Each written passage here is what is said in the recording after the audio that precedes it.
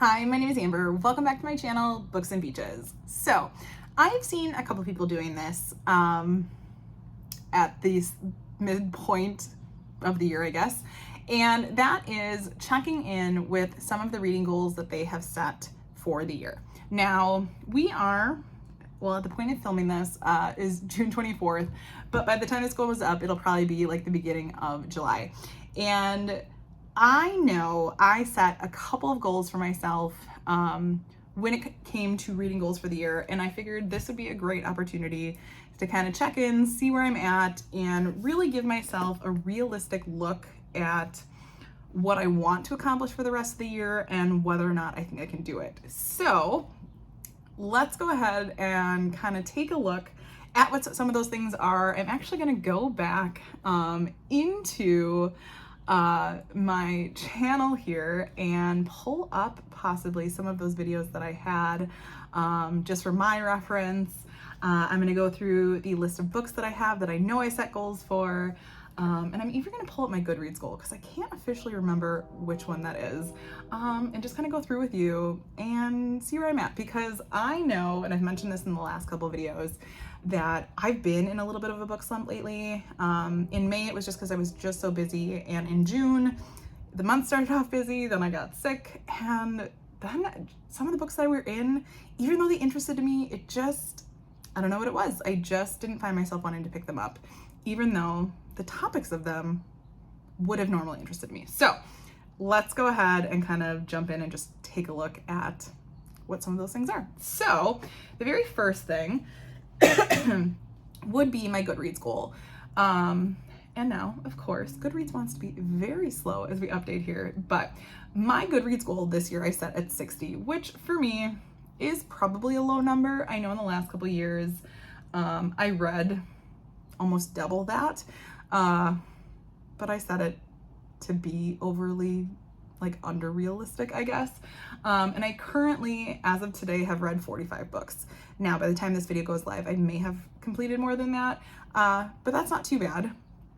And so I know I will for sure, hit that book. Hit that goal, because it does say I'm 17 books ahead of schedule. I think in the back of my head, I always have a hope of reading at least 100. And I think I can do that this year as long as I kind of pick it up a little bit. But I obviously am going to hit that 60. I set my goal at 60 last year in 2023. And the 2 years before that, I had set it at 52. So there's that. Another one of my goals was to pick 12 books from 12 friends. And I had put this out on my Facebook and asked my friends to give me suggestions. And so now if I look at this list, which I know I'm doing terribly on this list. I will fully admit that. I was originally doing vlogs, reading through some of these books, and I want to say once March hit, especially once I went on vacation, I just completely fell off this list. So if I look at this list, I'm going to just kind of run through these titles and say whether or not I've read them. So the first one was Under the Whispering Door by TJ Klune. I have not read that yet. The Paid Bridesmaid by Soraya Wilson. I read the first chapter of that because I was kind of scrolling through my Kindle. So I started it, but I haven't finished it. And I may or may not read that on my upcoming camping vacation. It depends on if a special project I'm working on happens or not. But I'm not going to tell you what that project is. You'll have to wait and see. Going Zero by Anthony McCartan. I have not picked that one up. The Boys in the Boat by Danielle James Brown. I know I haven't picked that one up because I am waiting for the audiobook of that one because I heard it's really good. And I am so far back on the list on Libby for that one. I know that's going to be one of the last ones I get to this year. Lessons in Chemistry by Bonnie Garmis. I have not picked that one up yet. I had a copy of it that I was borrowing from a coworker, and I just knew I wasn't going to get to it in a timely manner, and I wanted to get that book back to her. The Greatest Generation by Tom Brokaw. That was the suggestion from my Uncle Steve. Have not gotten to that one yet. All right, I definitely had a minute of fighting with my phone there because it cut me off because I ran out of storage, and then I had some fighting with storage problems. But I think I left off talking about lessons in chemistry. So the next one on this list would be The Greatest Generation by Tom Brokaw, and that's a book that my Uncle Steve had recommended to me. I haven't gotten to that yet. Then we have The Anatomy of Peace by the Arbinger Institute. Haven't gotten to that one yet. But I did read The Collective Regrets of Clover by Mickey Brammer. I have not read The Grace Year yet by Kim Liggett, excuse me. I have not read The Silence by James DeVita, and I cannot find that anywhere, so I will not be reading that one until the fall because my friend Kimmy needs to loan it to me. I am currently in the process of reading The Firekeeper's Daughter, and I am finding it super interesting. I'm actually like tandem reading it, doing the ebook and the audiobook from my school library. But it, like I said, I'm just kind of in this slump, and so I'm finding it harder to pick it up, but I do find it good, so just struggling a little bit there. And I did read Patty Jane's House of Curl by Lorna Landrick. So not so great on this list, but I have plans to work on it. So that's that list so far. I have my Read Like a Booktuber challenge, which has been very hit or miss this year. I believe if I'm looking at my lists here, I was successful in January and February. March, I had a video started, and I read the first 2 books from my middle grade March friends, and then I did not get to Amanda's book from On the Middle Shelf.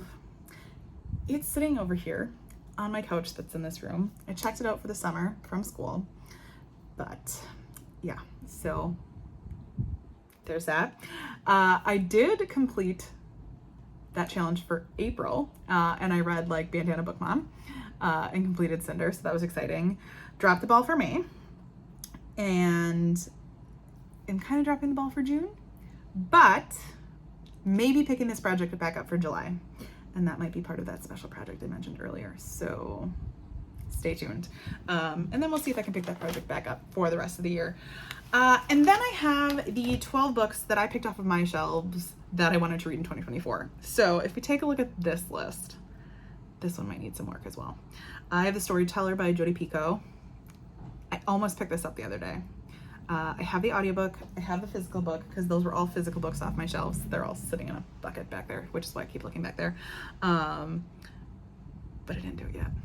But I was kind of in a historical mood, but I knew a thriller would pull me out of my slump. So I have I'm Not Done With You Yet by Jessie Cousin-Tanto. I will be picking that one up soon because I love Jessie Cousin-Tanto. I did read The Drowning Woman by Robin Harding. I started Room by Emma Donoghue and just couldn't get into it. So that was a soft DNF. I haven't read The Cuban Heiress by Chanel Clayton, but I was loaning that one out to a coworker because I knew she'd read it faster than I was. So I finally got that one back. I haven't read Everyone in My Family Has Killed Someone Yet by Benjamin Stevenson. I did read Things I Wish I Told My Mother by, I think it was Susan Patterson. Not my favorite. It wasn't as great. I still have Too Late by Colleen Hoover to read. I still need to read It's One of Us by J.T. Ellison. That one I'll be doing on audio because I'm almost positive Julia Whalen reads that audiobook. I know I've started The 100 Years of Lenny and Margot, but I started it in an audio, didn't like the audio, so I did tell myself I was going to read that one physically. Haven't started that one yet. Nor have I started 3 Hours by Rosamund Lupton. And I did start Set on You by Amy Lee. I have the physical book, but I had a copy of it on my Kindle, so I do have that one actually started. So once again, this list, not so great. But I've been doing really good about reading on my Kindle, and most of these were physical books. So I got some work to do on these lists. So, you know, for those of you that aren't meeting your reading goals this year, you're not alone. So, I'm trying to think if I had any other reading goals that I was hoping to meet this year. I'm just gonna take a peek at some of those videos that I pushed out. The one video I pushed out, I just had my 12 books chosen by my 12 friends, my 12 books off my shelves, and then hopefully, 12 books chosen by booktubers. So that's kind of where my reading goals are sitting for this year. I have a lot of other books I want to read, you know, including anything that I've received off of NetGalley. So, and I was doing really, really good with my NetGalley reads kind of before I hit this slump. So yeah, we shall see what happens with the rest of the year here, but I just kind of want to wanted to give you an update, goodness, words today, about where I have landed so far this year. And yeah, just to say, this is the nature of being a mood reader, and if you are like me, even setting goals, it's okay if you aren't hitting them, because that's what reading is all about. It's just about enjoying books. And even though I have set these for myself, yes, I want to read them all by the end of the year, but even if I don't, it's not that big of a deal. So just know, if that's you too, you are not alone. But anyways, let me know what some of your bookish goals were this year and how you are doing them. Feel free to let me know in the comments below. As always, if you like this video, feel free to like and subscribe, and I will see you next time.